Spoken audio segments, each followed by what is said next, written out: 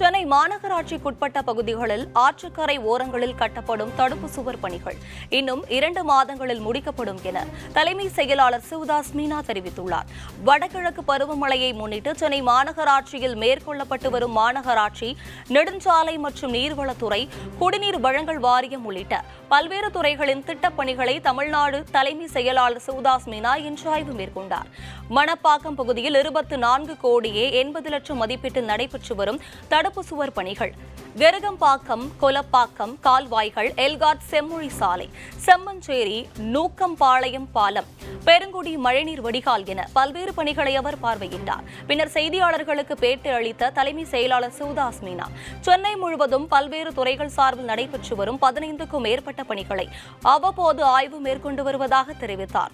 எப்போதுமே எதிர்வரும் மழைக்கு தயாராக இருக்க வேண்டும் என்பதே நோக்கம் எனவும், எல்லா சூழ்நிலைகளையும் சமாளிப்பதற்காக அனைத்து துறைகளும் ஒருங்கிணைந்து பணியாற்ற அறிவுறுத்தப்பட்டுள்ளதாகவும் தெரிவித்தார். குறிப்பாக மழைநீர் ஆற்றுப் பகுதியில் இருந்து வெளியேறும் இடங்களில் தடுப்பு சுவர்களை அமைக்கும் பணிகளும், மழைநீர் குடியிருப்பு பகுதிகளில் போகாத வண்ணம் மோட்டார் வசதிகளுடன் நீர் வெளியேற்றும் கருவிகள் உள்ளிட்டவை ஏற்பாடு செய்யப்பட்டு வருவதாக கூறினார்.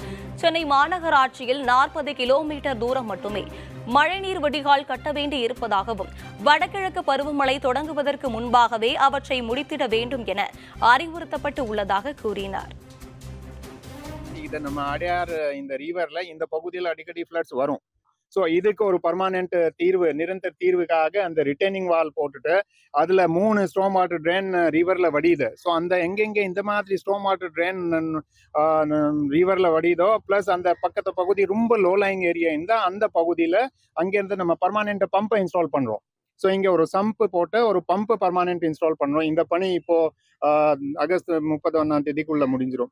இதே மாதிரி மற்ற பகுதியில் அங்கங்கே ஒர்க்கு நீர்வளத்துறையில் பண்ணுறாங்க, நெடுஞ்சாலைத்துறையில் பண்ணுறாங்க, ஜிசிசியில் பண்ணுறாங்க. அந்த அனைத்து பணிகள் மேக்சிமம் இந்த வடகிழக்கு பருவமழைக்கு உள்ள முடிக்கணும்.